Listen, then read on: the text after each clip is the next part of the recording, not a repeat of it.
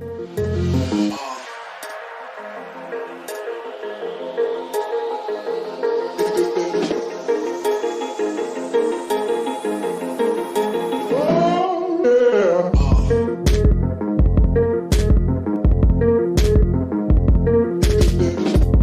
everyone and welcome to YMB Movie Talk live here on YouTube. If you're watching this on YouTube, obviously this will go out later on Spotify and SoundCloud as audio forms, but thank you very much for joining the live podcast here on YouTube. It's been a while.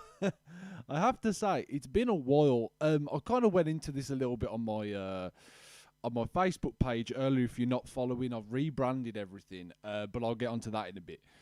But yeah, I've been away for a while. It's been about a month since I've done my last podcast, as my cat decides to scream at the door. Yeah, it's been a while. There is many reasons why I've been not doing like a movie talk podcast for a while. The reason for me basically not doing like a podcast for a while is that I've recently gone back to work after the previous lockdown has ended. So it's been a while since I've been at work. I've had to try and readjust to everything.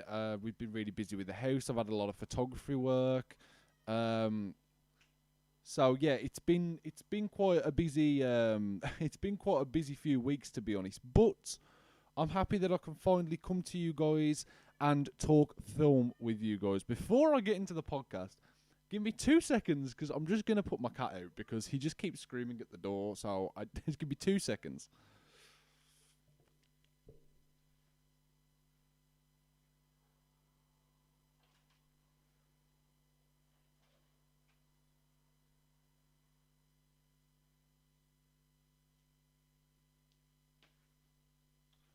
Right, sorry about that, guys.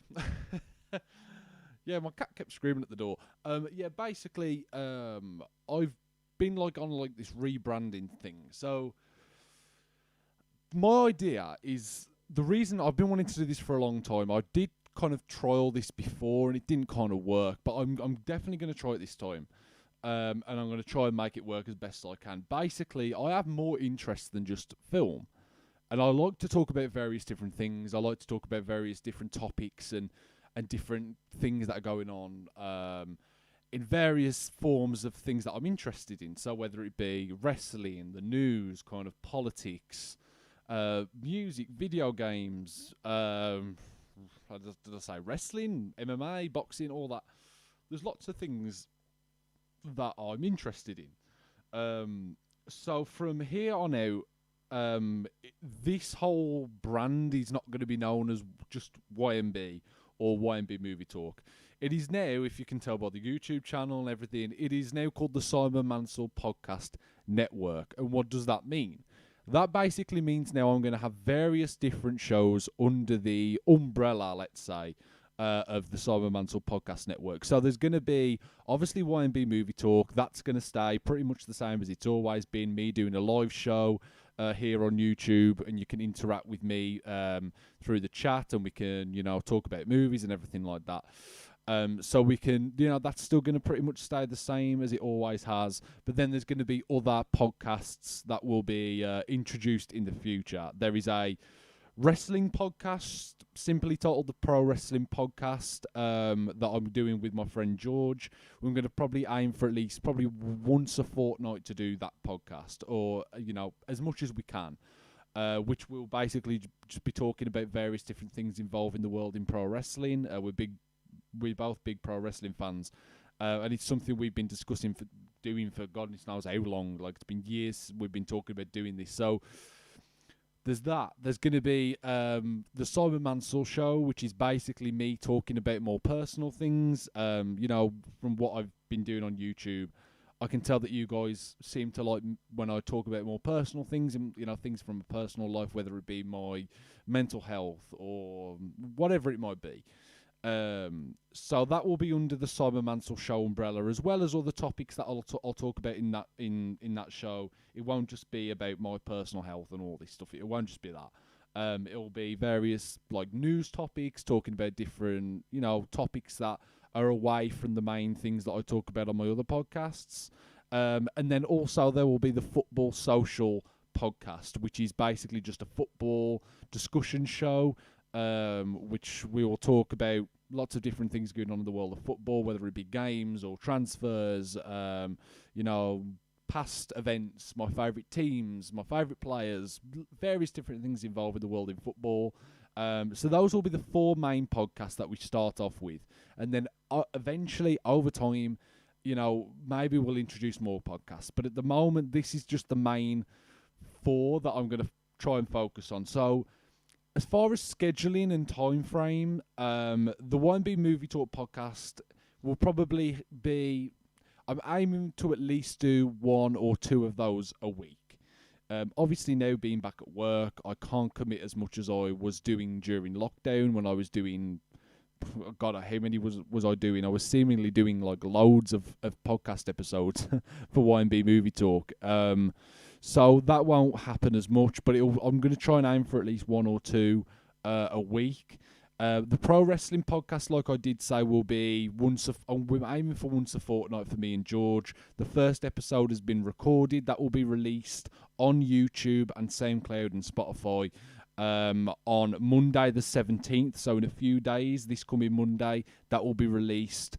And that will be released around 12 o'clock. So make sure you stay updated with my channel. Make sure you subscribe to the Simon Mansell Podcast network channel. Make sure you hit the notifications bell as well so you never miss an upload, because obviously I'll be uploading various different content. The YMB Movie Talk clips as well will carry on. So the clips from the show, they'll carry on. The Football Social podcast, I'm aiming to do probably 1 a week. If not 1 every 2 weeks. So I'm going to try and do that. That won't be a live show. That will be a pre-recorded show. But that is something I'm aiming to do at least once every week or 2. The Simon Mansell show will be a lot less frequent. That will probably be like once a month.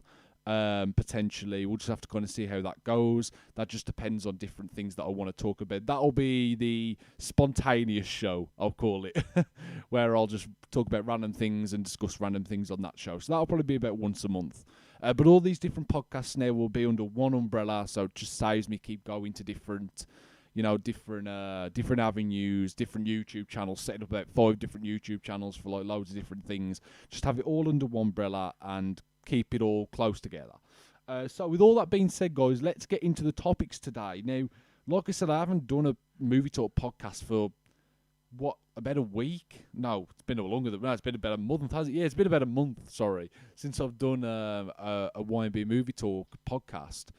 So it's been a while, so we've got loads of things to catch up on. I mean, this is just scratching the surface of the things that I've missed discussing on the podcast. But we have loads of different things to talk about. We have 9 main topics today, guys. Before I get into those main topics, if you do want any questions answered at the end of the show, there is a tip link in the description below that you can click on, and you can go and put a question into my tip link. So basically how that works is that you just type in a question, you donate as little, it can be as little as £1. So you donate as little as £1 into that, and then you can put any question that you want in. So whether it be about this podcast, any movie-related news that you want to know more things about that I haven't discussed on the show, whether you want me to elaborate on things that I've already spoke about on the show, if you want me to talk about anything else, you guys send that in to my stream, my tip link down below in the description, and I'll get to any questions at the end of the show. Okay, so with all that being said and with all that out of the way, guys, let's start with the first topic today. And the first topic that I want to talk about today is talking about a more recent piece of movie news that I did miss out on, obviously discussing. It came about, 2-3 days ago now? And that is talking about the first trailer for Venom, Let There Be Carnage, the sequel to the original Venom film, which came out in 2018. It was directed by Ruben Fleischer. A film I have fairly mixed opinions on. I don't think I've discussed Venom on this podcast before. I like the film for what it is. I think it's funny in some parts. I think it could have probably been a bit darker and a bit more edgy, and I think that probably would have helped the tone a little bit more. But I like it. The story's not that great. The villain isn't that great.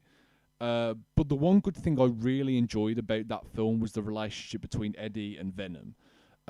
Even without all the Spider-Man connection, which, I'm sad we didn't get, I'm still over the moon happy with what we ended up getting, especially with the relationship between Venom and Eddie Brock. So, it seems like in this trailer, going off the trailer alone, it seems like this film is carrying on the same similar tone that the original one did. Obviously, this is now directed by a different director.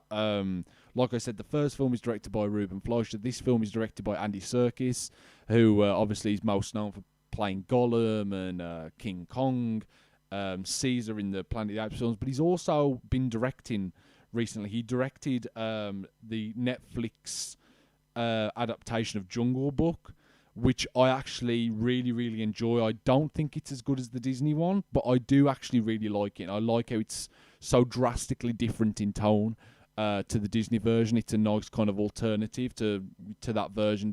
Just depends on what you guys prefer. But I really like that.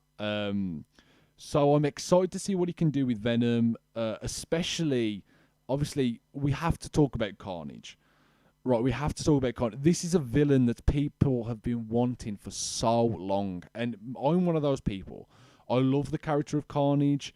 I really feel like he could be the kind of Marvel's answer to the Joker as far as his personality, the character traits, right? He's a serial killer, has like kind of a metamorphosis in a way, changes him and then becomes even more twisted than he already was.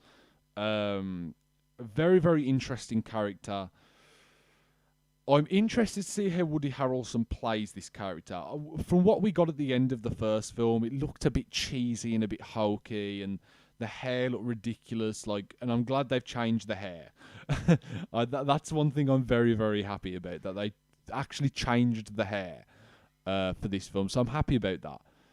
But I like what they do in this trailer. I like the first kind of 30 seconds of the trailer where they reintroduce Venom and Eddie's relationship. They have this kind of buddy cop kind of relationship with each other.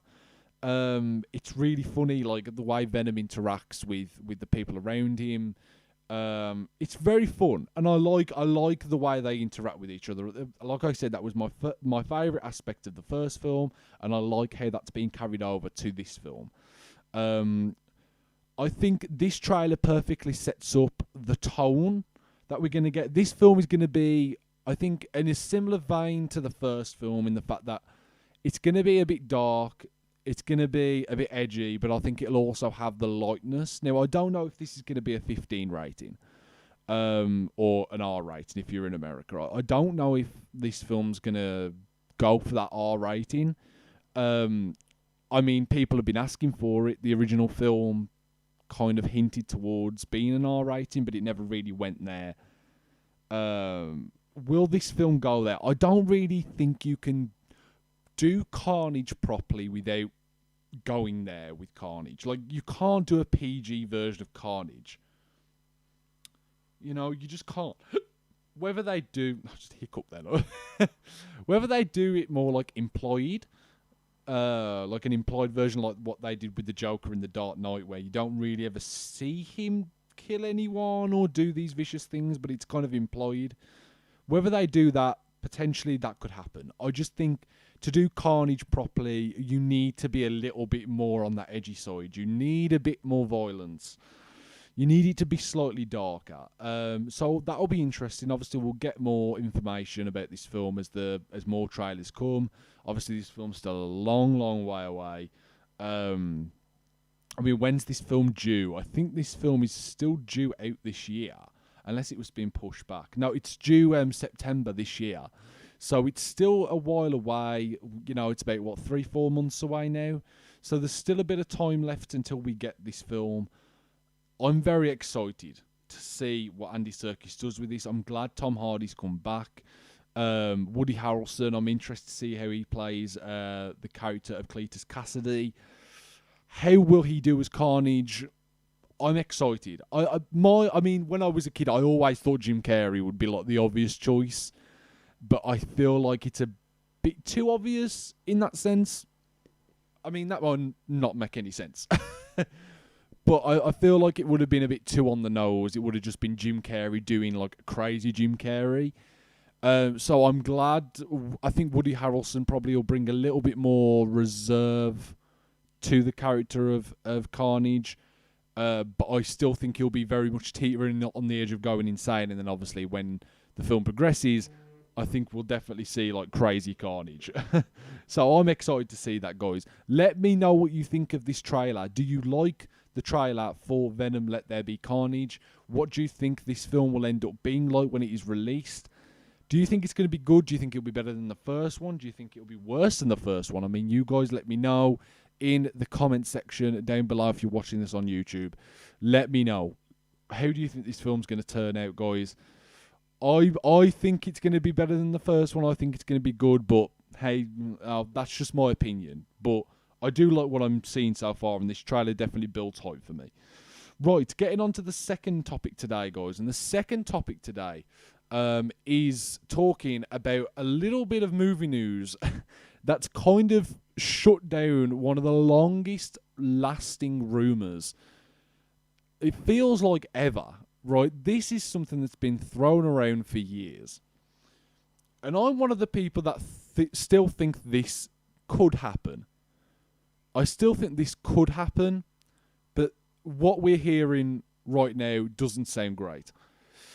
Basically, Emily Blunt went on the Howard Stern show, and basically Howard asked Emily what's the possibility of her maybe playing, Sue Storm, and John Krasinski, obviously her husband in real life, playing Reed Richards. What's the possibility of that? Is it going to happen? Like, she basically went along the lines of saying that, like, look, this is just fan casting. We haven't been contacted by Marvel. This is just kind of, in the air. Like, people thinking it'd be great that happens, but they've had no contact with Marvel yet. And she basically just went on to say that she doesn't think it's going to be something that's going to be very interested in. Because Howard did say to her, like, is it because you're too good of an actress? Emily basically shut that down and was kind of playing a bit political, I think, by saying that. But she was saying, look, she was very close to being Black Widow in Iron Man 2. She was very, very close to being cast. Obviously, Scarlett Johansson took that role and has made that role her own. But Emily Blunt was actually one of the first choices. She turned down the role of Black Widow. She turned down the role of Black Widow in Iron Man 2 because she really wanted to work with Robert Downey Jr. Obviously, she must have a lot of affection for RDJ. She must have a big, she must be a big fan of his. So she obviously wanted to work with him. But that obviously didn't happen. Johansson came along and did really well with that character. But she went on to say, not just that she doesn't think this will happen, but also that she just finds the superhero genre exhausting. She basically just says that, look, it's a very saturated market. They've been in, it's not just movies now. It's on TV shows. There's loads of TV shows. They feel like they make her feel very cold when she comes out of from watching these films. It makes her feel very cold. She doesn't really get a lot out of them. She'd only really be interested if it was like a really cool character and if it was something that really interested her, like, in doing. And it seems like she just doesn't really have much interest in doing this. Now, look, I don't think this is going to definitely not happen. I don't think this is now the nail in the coffin for Blunt and Krasinski not being cast as Reed and Sue. I don't think this is the nail in the coffin. I mean, what, Fantastic Four's due out in 2024, I think. I think it's due in 2024, or that's kind of what's been rumoured. I don't think they've actually given a release date yet, but John Watts is working on it. Obviously, he's the director of the whole Spider-Man series in the MCU. So he's going off from Spider-Man, and now he'll be doing Fantastic Four. So I'm glad he's staying in the MCU. So they're going to be working with a very good director.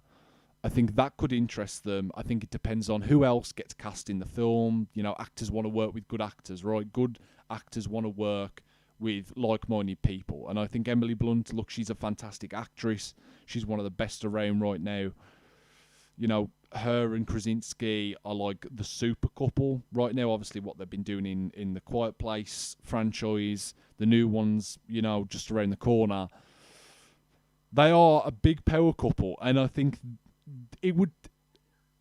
it's dream casting to a point, but I do think it's somewhat realistic. They haven't done a superhero movie yet. They haven't been in this genre yet. I think it's something that they'd probably be interested in. Like, if the money was good enough, I think if the script was good enough, if the story was good enough, I think it's something that that'd definitely be interested in doing. Despite Blunt's comments, I think it's definitely possible. I'm not saying it'll definitely happen, right? I do think there's definitely a point of doubt there. I don't think it's 100% guaranteed that we'll definitely get Emily Blunt and John Krasinski playing these two characters. You know, I don't think that's like a nailed on possibility. I do think it's somewhat in the air a little bit, but I'm still excited to see it. I'm still really excited to see what happens in this. And I think, given the fact that John Watts is directing, he's a very, very good director. He's done brilliantly with the Spider-Man films. I do think that there's a possibility there that she could just kind of be playing this down. I still think that Marvel maybe haven't got them signed down yet, but I definitely think they have their main cast for Fantastic Four. I 100% believe that. I think they have their main cast. They know who they want in this role.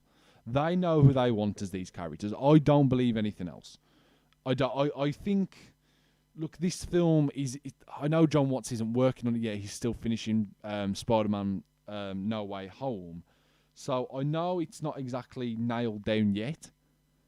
But look, I think it's very possible that they know who's going to be in these roles.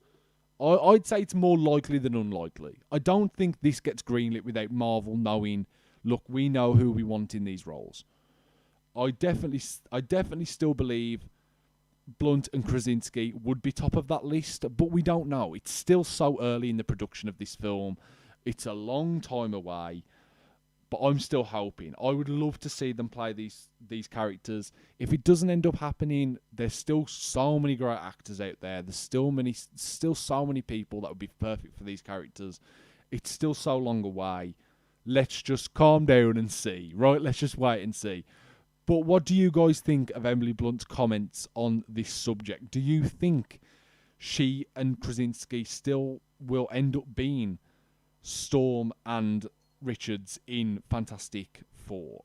I do think they will. I think if not, definitely, I think it's definitely possible that they will. But you guys let me know in the comments down below. What do you guys think of that? Do you think that they will be or not? I'm very interested to kind of hear your thoughts on that. Right, getting on to the next topic today, guys, the third topic today, and that is talking about a very controversial bit of movie news. And this is one of my favourite double acts currently going in movies today is Seth Rogen and James Franco. I love them together. I think they have great chemistry. Obviously, they're very close in real life. They've been working together since like Freaks and Geeks back in the late 90s. So they have a very long history with each other. They have a very, very long history with each other. So I think there's definitely oh, sorry, my cat just come back in the room. Billy, what are you doing? Stop playing. Right. So yeah, with Franco and Rogen, Seth basically came out and said, look, with all these accusations being thrown at James Franco right now, and this is something that James Franco's been accused of for a long time with his kind of sexual misconducts, right, in being a little bit kind of, you know, rude in some aspects. He's been like, there was a report a couple of years ago that he was like speaking to like an underage girl. Very, very controversial. And Seth Rogen's basically said that, look, he's gonna step away. He's gonna step away from his relationship with James Franco, at least on screen.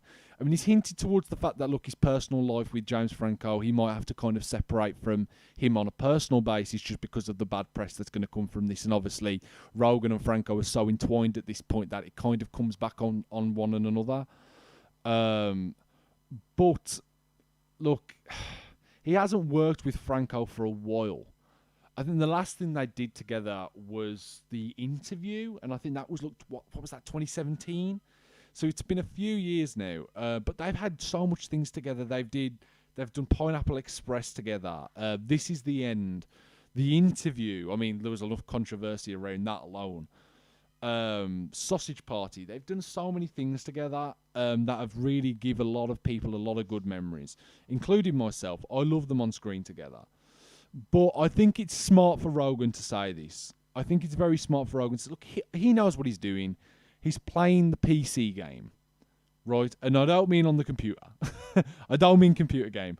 I mean literally he's playing the political correctness card, I think, a little bit here. And I think he's smart to do that. I don't think he's in the wrong for kind of not sticking up for Franco. I think, look, the evidence against James Franco at the moment is kind of somewhat quite demeaning right now. You know? There's been a lot of claims coming out from a lot of women that he's been very, very inappropriate towards them. And look, James Franco, if these claims and this ongoing kind of sexual misconduct scandal continues, his career is in serious jeopardy. And he's such a good actor. I don't want to see him.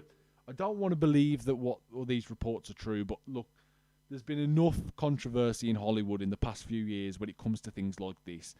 I think Seth Rogen knows exactly what he needs to do to kind of get away from this. Look at all the Harvey Weinstein stuff, and that's just tipping the iceberg, right?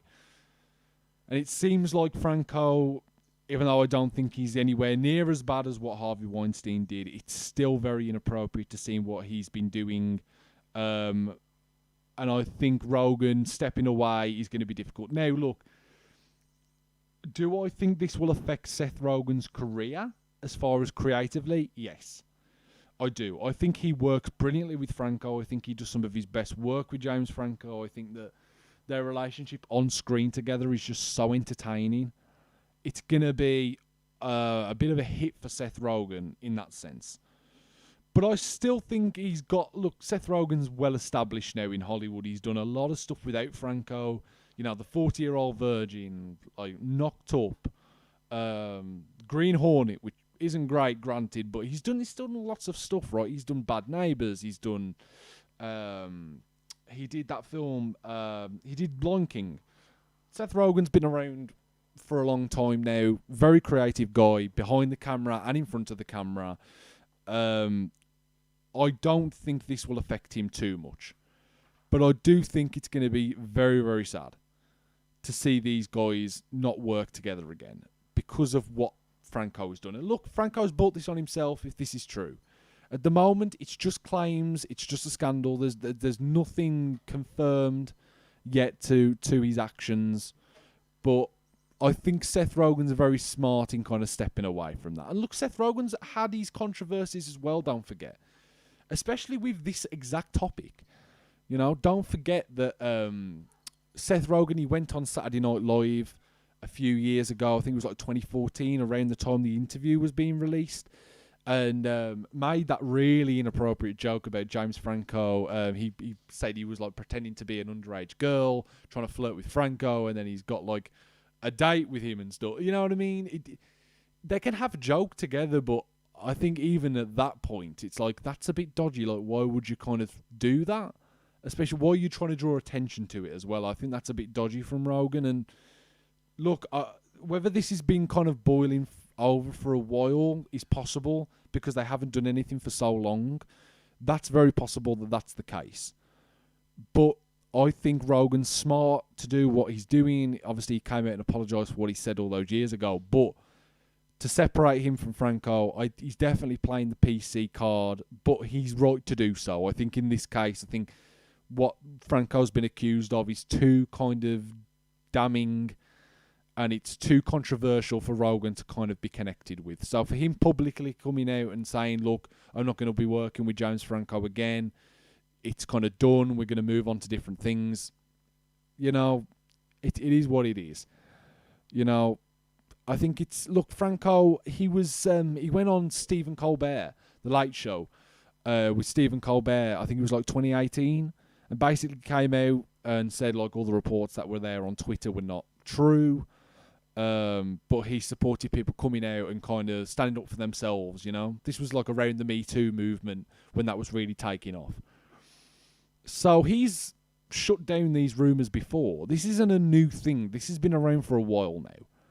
So it's very possible that this could be true, but it's also possible that it might not be true. But we'll just have to wait and see as more news comes out. But just on the basis of Rogan splitting away from Franco, I think it's a smart thing to do for his career to do that. Whether they're still going to be friends or not, that's up to them. But I think just on a professional basis, I think Rogan's doing the right thing in separating and cutting ties with Franco creatively and professionally.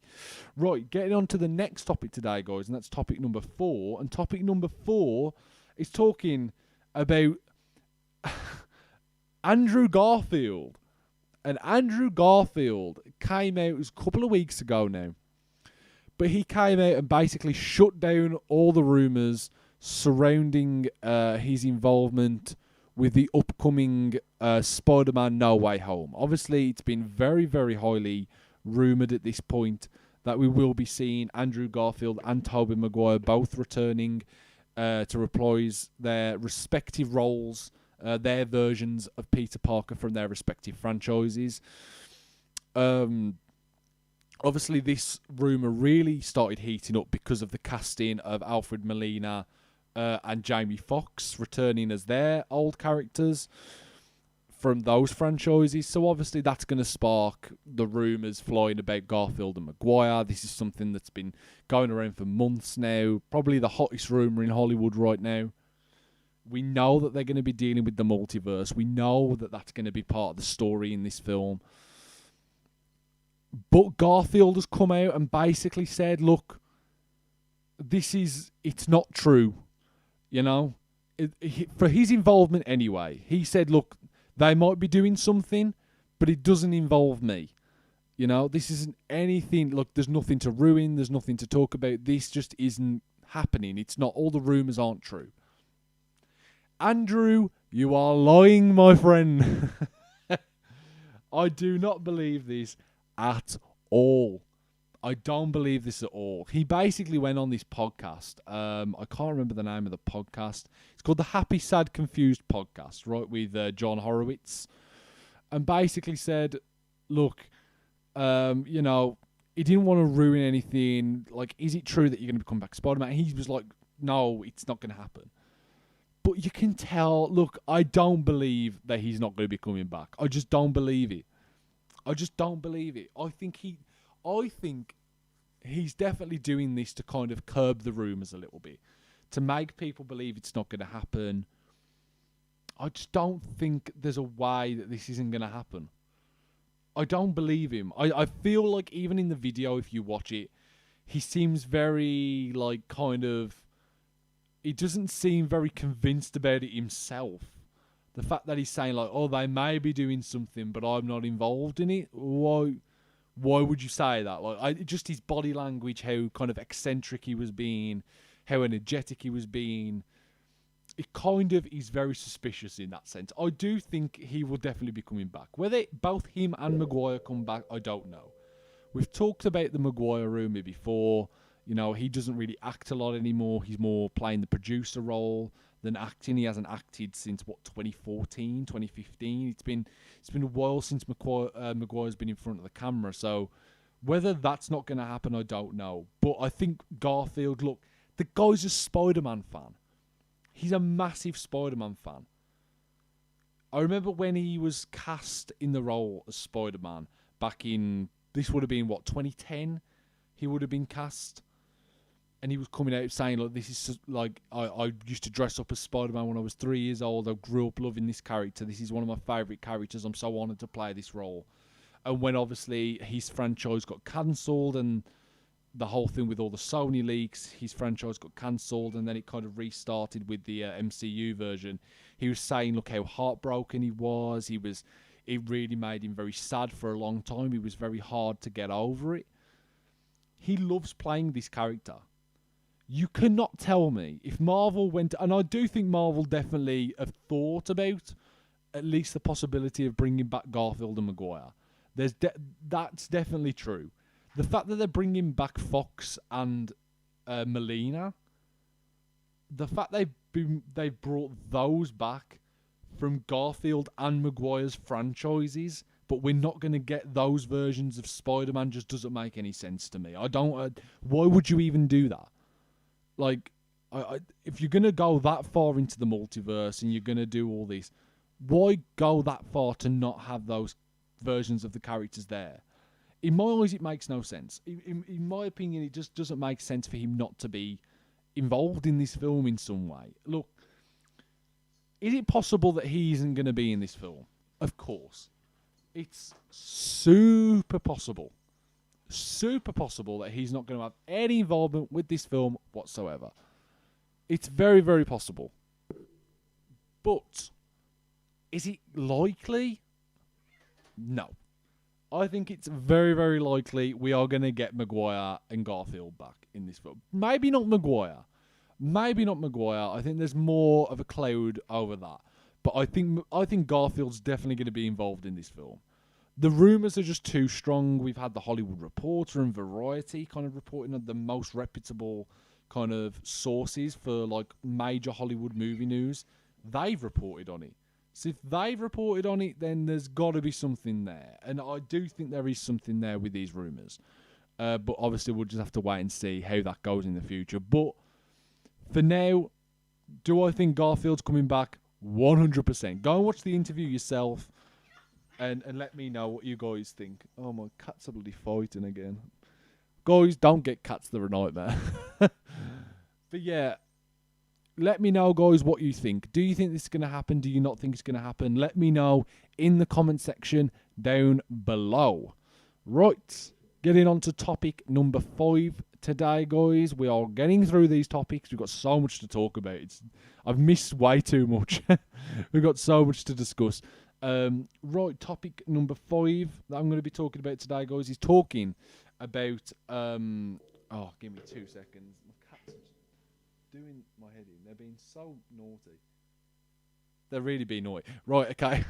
Away from my cats. We're going to be talking about a bit of movie news that was released a little while ago now, and that is talking about a sequel that has been confirmed for Godzilla vs. Kong.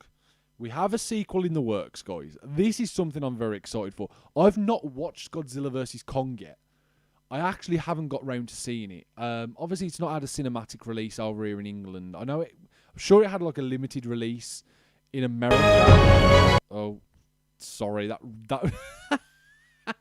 that blasted through my ears. That was very loud. Yeah, this is something that was being rumoured literally right after this film was released. Very, very highly rumoured for a long time that this is definitely going to happen if this film's successful. And it's been a major success on HBO Max and the limited theatrical release that it's had over in America. It's done big numbers over there. So we are going to get a sequel. The timeline for this sequel is kind of up in the air. No one really knows when this film's going to be set. But what we do know is that the studio is in talks with director Adam Wingard to return for the sequel. To return for Godzilla vs. Kong. It's kind of up in the air at the moment what this film is going to be about. But it's been very, very highly rumoured that this film could be called Son of Kong. Now, this is very exciting. Obviously, the way the MonsterVerse has been kind of developed so far, starting off with Godzilla in 2014, Then we had Kong Skull Island, Godzilla King of the Monsters, and now obviously Godzilla vs. Kong. It's been a fairly decent franchise so far, in my opinion. That first Godzilla film is really, really good, despite the issues with some of the human stories. That film was really, really good, and such a massive upgrade on the last Western version of Godzilla from the late 90s. Massive upgrade on that. Kong Skull Island was incredible. I love that film. It's brilliant. Really, really do love that film. I haven't seen Godzilla King of the Monsters. I know I need to. I know it's been out for a while. I just haven't got around to watching it. And there's obviously been Godzilla vs. Kong, which has had major praise since it's been released. So this franchise has been on a very, very uphill trajectory so far. So to know that we're going to get some more installments in this franchise is very, very exciting. I think what Legendary are doing with this franchise has been very good. And I'm very excited to see where this goes, especially with the potential of the film being called Son of Kong. What does that mean for the story? What does that mean for the future of this potential film? It's very clear that we are going to get the Son of Kong. We are going to get Baby Kong. Now, I don't know how this is going to happen. Like, surely, just talking about, this is going to be a bit crude right now, but the kind of logistics of King Kong having sex with a female ape is just terrifying to think about. But how are they going to do this, right? Is this going to be another kind of like failed experiment type of thing? Is there going to be another kind of ape out there? Like, is it being called Son of Kong, but it's not really going to be Kong's biological child? Is it going to be more like a legacy thing, right? Is it going to be like a future, another version of Kong? Is it going to be, another ape somewhere out there, right? We don't know yet. Obviously, the story's still so up in the air. We don't know anything about that. But the potential, the rumours are all there, right? And I've got to say, look, what Warner Brothers have been doing is brilliant right now. I mean, Wingard, obviously, he will be doing the Thundercats live action film first, I think, because he's obviously attached to do that. And obviously Paramount Pictures have him signed on to do the remake of Face Off, the John Woo film from the late 90s, which had John Travolta and Nick Cage. He's doing a remake of that too. So where this is going to fall for Adam Wingard is going to be very interesting. But look, it's going to be a while yet. I do think it's going to be a while. I'm probably going to be guessing maybe mid 2020s, maybe 2025, 2026. And that's going to be a long way away. And look, it is a long way away, right? I just think Wingard, if they really are very adamant on Adam Wingard doing this next film, there's going to be a long wait there. Look, there was a 5-year gap between the Godzilla films. Right, there was a 5-year gap between Godzilla and Godzilla King of the Monsters. I know we had Kong Skull Island, but there was a 4-year gap between Kong and then Godzilla vs. Kong. So there's been gaps. There's fairly decent gaps between the films for each individual character anyway. There's always been kind of a big gap there. So it's going to be nothing new if it does come out in 2025, 2026. It's a big gap, but I think they do want Adam Wingard back. So if that's the case, it does seem like they're going to have to wait for him to do Thundercats and Face Off first. But look, judging from what I saw from the trailers of Godzilla vs. Kong and what I saw, what I've seen people talk about the film, it seems like an absolute blast of a film. And I really, really want to see it. But obviously I haven't had a chance to yet. But when I do, I'll definitely be reviewing it on this channel. So make sure you keep posted for that. But yeah, guys, let me know. What do you think about a potential sequel for Godzilla vs. Kong titled Son of Kong with Adam Wingard returning? What do you think about that, guys?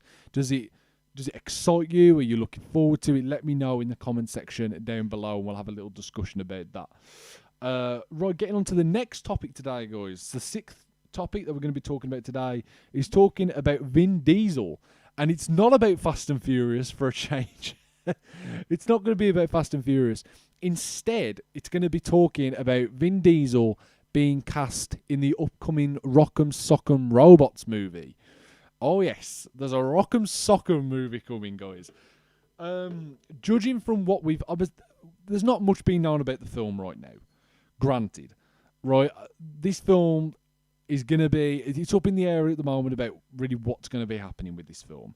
All we know, there's a very kind of thin story out there at the moment.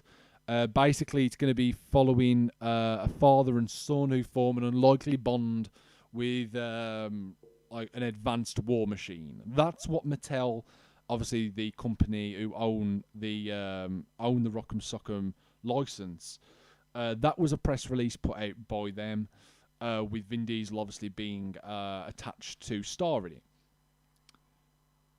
This is exciting if it wasn't for the fact that we've already had this film. And you're going to be thinking, there's never been a Rock'em Sock'em Robots film, has that? But it wasn't Rock'em Sock'em Robots, but it basically was. And this film seems to be taking a very similar story as this film, and that is Real Steel. If you've never watched Real Steel, it's got Hugh Jackman in. It came out around 2011. It's like a sci-fi film.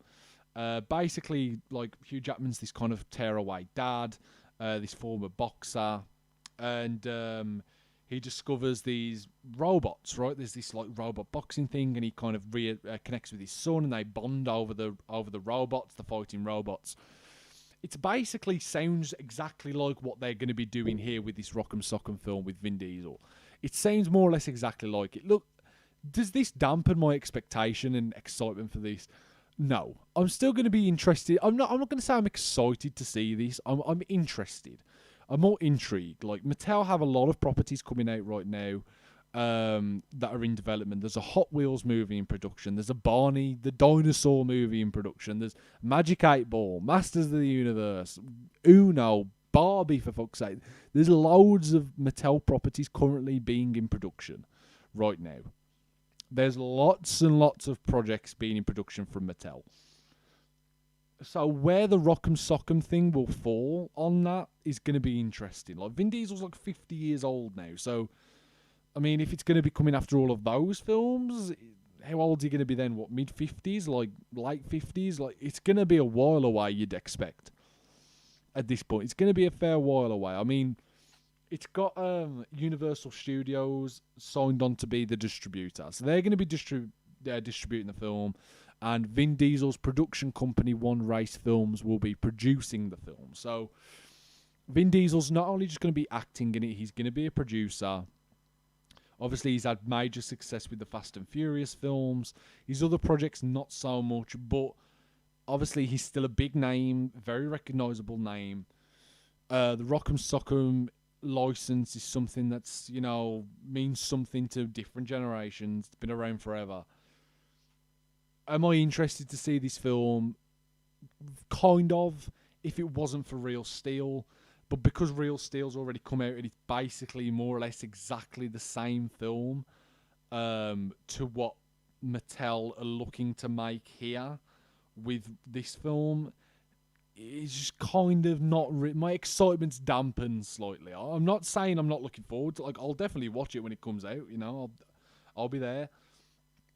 And I'll watch it, but my excitement isn't as hyped as it could have been potentially. But you know what? I'll still definitely check it out when it comes out. And Vin Diesel being attached to it is interesting. But we'll have to just kind of see how that goes.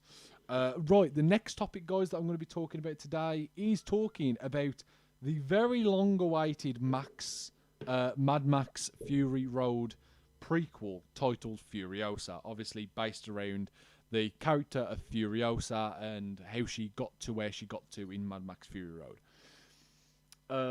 This obviously is going to be a prequel focusing on a younger version of Furiosa, so we won't get Charlize Theron back. But this film's basically going to be following Anya Taylor-Joy, who's taking over in the role as a young version of Furiosa.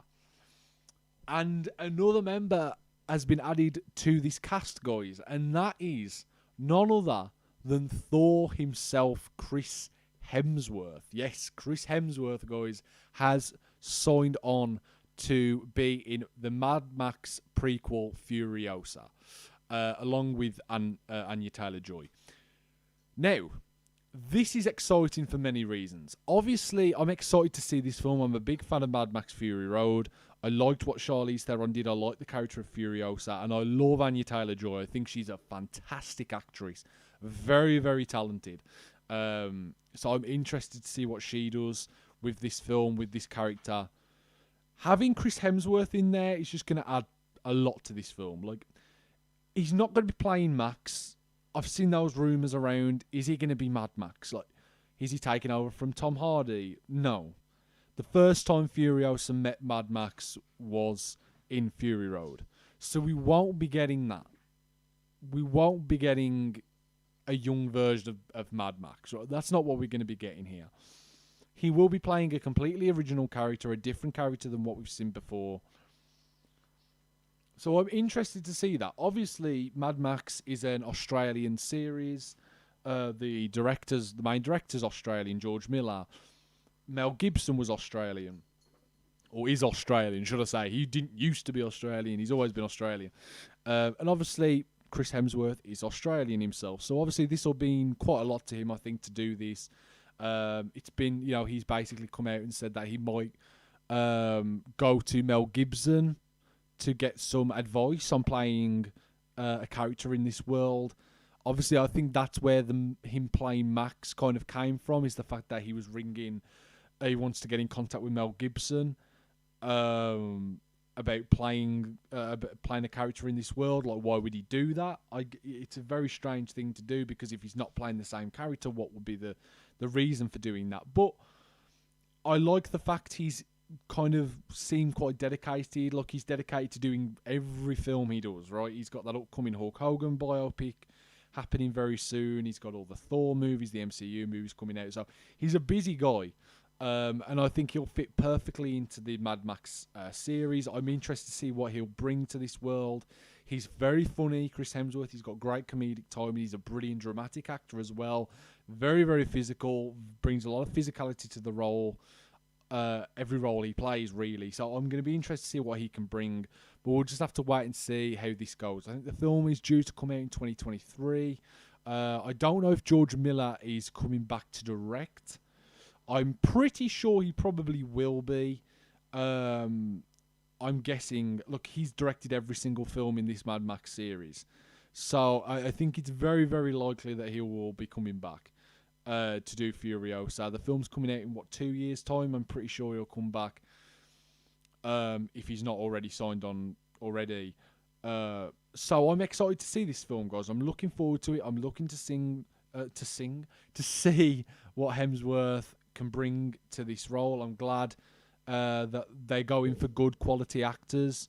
They're going for good quality in this film with Taylor-Joy and Hemsworth. So I'm looking forward to it, guys. What do you guys think of Chris Hemsworth joining Furiosa? Do you think he's going to be good in the film? Do you think he won't really work? How do you think him and Taylor-Joy will act off each other? Only time will tell, but let me know, guys, what you think of that. Right, getting on to topic number 8 today, guys. And topic number 8 is talking about Shang-Chi. The first trailer for Shang-Chi, Shang-Chi. Is it Shang-Chi? Shang-Chi and the Legend of the Ten Rings. That is due to come out this year. It's due to come out in the fall or the summer. Oh, it's due to come out in September. So it's due to come out September 2021, around a similar time as Venom. So it's very, very close. It's very, very close to being upon us right now. The first trailer has been released. It was released a couple of weeks ago. And oh my God, this film looks good. This film looks very good. Obviously, it's a Marvel property, right? They're very consistent. Say what you want about Marvel, right? Whether you like them, whether you don't like them. They're very consistent, especially at this point. Obviously, you can look back at the earlier Marvel films and have your opinion on if they're good or not, but they're very consistent. Their films definitely feel like they're cut from the same cloth, and I do think Shang-Chi will definitely be following that. It looks quite funny. The action looks incredible. Some of the best action I think we'll probably see in the MCU as far as in-camera, hand-to-hand combat sequences. That looks really good. The visual effects even look good. I mean, look, it's it's a while away, right? It's coming out in September. The film's still going to be in post-production. So the visual effects and stuff won't be done yet. Obviously, this is just from what we've seen from the trailer. But I like the look of this film. I don't know anything about the character of Shang Chi. I don't know anything about him at all. I know he's like the son, I think, of the Mandarin. He's the son of the Mandarin, obviously, who is the terrorist kind of leader of the Ten Rings, this organisation of the Ten Rings that we've seen throughout the MCU, all the way back since the first Iron Man, which has been like, it's been slowly kind of spliced in here and there. Most notably in Iron Man 3, where Ben Kingsley played a fake version of the Mandarin. This is obviously going to be the real version of the Mandarin. But they've been spliced out here and there. There was like a Ten Rings member in Ant-Man. They've been spliced around everywhere in the MCU since the beginning. So this has been building up for a while now, and I'm looking to see what Tony Leung brings to this character of the Mandarin. I think this film, look, does this have the potential to be the best film in the MCU? I don't think so. I don't think it's going to be this incredible film, incredible beyond imagination, right? I don't think it's going to be a Winter Soldier level. I don't think it's going to be like an experience as far as Endgame goes. I don't think the story's going to be as engaging as something like the first Iron Man. But, look, I think it's still going to be a very good film. And I think, look, it's going to be interesting. There's so much kind of that I don't know about this character. It's hard to have an opinion on a character that you don't really know. So I'm going into this kind of completely blind, and going into this very much, bland. Fresh-faced, going into it, no real judgment beforehand of what this film should be or what it could be. I'm just going to take from what Marvel and the director bring to me. But from what I've seen from the trailer, this film looks really good. The wire work looks really good. It's great to see wire work. This looks like what Mulan should have been. This looks like a great Mulan film. If you replace Shang-Chi with Mulan, like, this looks like a great Mulan film. But the hand-to-hand combat looks good. All the sword stuff looks good. I like how they've kind of modernized the idea of the 10 rings, rather than being like rings that you wear on your fingers. They're kind of like bracelets. Obviously, I think that's probably due to the fact that we had the Infinity Stones and the Infinity Gauntlet. It'd be a bit jarring. I think most of the general public would probably be looking at that like, oh, they're the Infinity Stones. I think it'd just be confusing. So I like how they've kind of updated it to have like bracelets instead of stones. But yeah, I'm interested, guys. I'm definitely interested in seeing this film. I'll definitely be watching it. I'm guessing it'll probably definitely be coming out in cinemas by the point that this film comes out. I'm looking forward to see the cast look good. It looks like it's going to be quite fun. It looks funny. The action looks incredible. The story looks somewhat engaging. The villain looks very, very intense, and looks like it's going to be a good relationship between him and the main character. And I think that story could be interesting. But I didn't see the trailer and I wasn't like wowed by it. It wasn't like it completely blew me away. It wasn't great, the trailer. It wasn't incredible, but it's still very early days. We've still got other trailers to come. This was just the first trailer, the introductory trailer, to get people interested and get people talking. And I think it's done that really well. So we'll find out more in the future as this film progresses and the marketing progresses. But we'll have to just wait and see the quality of the film when it actually comes out. Right, getting on to the last topic today, guys, and carrying on with the Marvel theme. Alfred Molina has joined Mark Ruffalo and Tom Holland in the spoilers brigade over at Marvel. Basically, he's come out, he did an interview with Variety, and Molina basically spilled a lot of details about how he's coming back as Dr. Octopus in Spider-Man No Way Home. Obviously, we all know he's coming back. It's confirmed he's definitely going to be in the film. But people obviously have been asking the question, look, is he going to be a different version of the character of Dr. Octopus? Is he going to be a younger version, an older version? How are they going to do it? Like, he's a lot older than he was. He's 15 years older than he was Nearly 20 years older now than what he was in that original film. How are they going to kind of approach that? And obviously, spoilers for Spider-Man 2, but you should have watched it by now. It came out like a long time ago, but he dies at the end of the film. That was the kind of conclusion of his story arc. He sacrificed himself in the river when he drowned himself to save, the whole planet being sucked into this sun black hole. And that was his big character arc there. But Molina has basically come out and spoiled it for us. He's came out and spoiled it for us. He basically said how he went to John Watts and said, look, how is Doc Ock going to be coming back in this Spider-Man film? Because at the end of Spider-Man, like I said, he dies in that film. How is he going to come back? And Watts basically said to him, look, no one stays dead in this universe, which is completely true. It's the MC fake death universe. Like, we've seen it before. Like, Nick Fury dies but then comes back.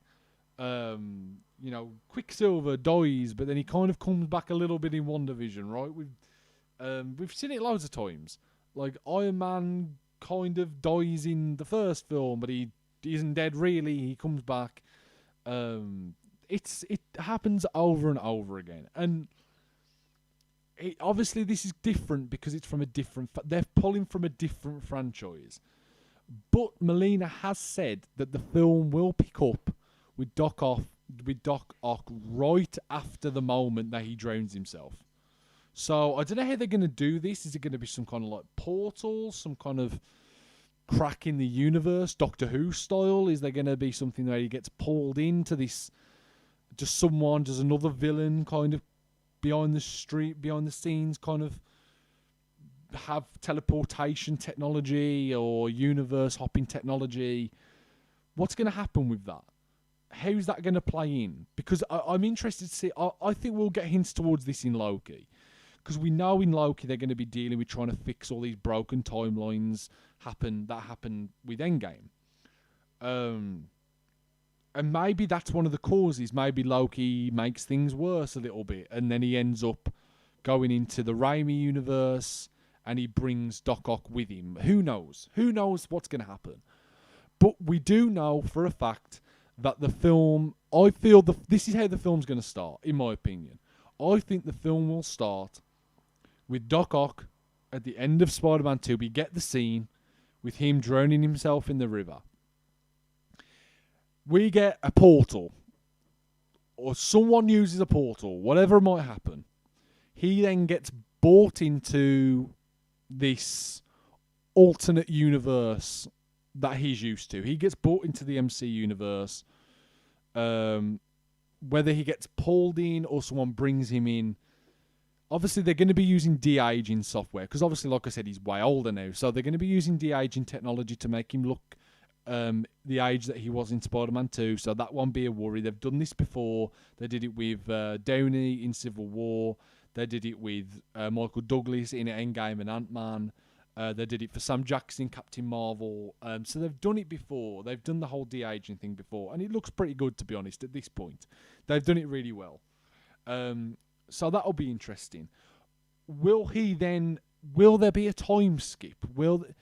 This is the thing will there be a time skip between those moments? Will there be a time skip? Will we have a 15-year gap, let's say, between the two films? Right, between those two moments where he gets brought into this other universe and when he kind of starts interacting in the main story. Will there be a big gap? Because obviously this is 16 years for him in his world. Obviously that wasn't taking place in 2021. This film kind of is taking place around 2021. It probably isn't taking place bang on 2021, but maybe like 2022, 2023 maybe. So obviously there's a big gap there. And they've got to kind of fill in that gap. How are they going to do that is going to be very interesting. But at least we know that he's going to be playing the same version of that character. He will be the Doc Ock from Spider-Man 2. I can't wait for this film, guys. I'm so excited for Spider-Man No Way Home. This legit actually might be my most anticipated film of the year. I actually do think it is, you know. I think it definitely is my most anticipated. I can't think of any other film that I'm looking forward to more than Spider-Man No Way Home. Just the lack of knowledge of what we're going to see in this film, the anticipation, the possibility of seeing Maguire and Garfield, Jamie Foxx coming back, Melina coming back, the possibility of maybe getting Kirsten Dunst or Emma Stone coming back. That's possible. There's so many things that are possible in this film. It's just mind-blowing, and I think it's definitely going to be a big setup for the future of the MCU as far as broken timelines, alternate universes, the multiverse, really kind of delving into that.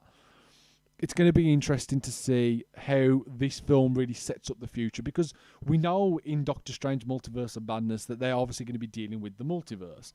The WandaVision kind of sneakily hinted towards the idea of having a multiverse, right? So did Spider-Man Far From Home in that sense. Obviously, the idea of Mysterio, the being from a different world. The J. Jonah Jameson cameo at the end, is it the same version of J. Jonah Jameson from that original? Was he brought over with Doc Ock, and he's had to kind of live his life? You know, who knows? The possibilities are just so strong at the moment. It's mind-blowing to me. I'm so excited to see what's going to happen with this film. I'm so excited. I can't wait. I need December or whenever it is.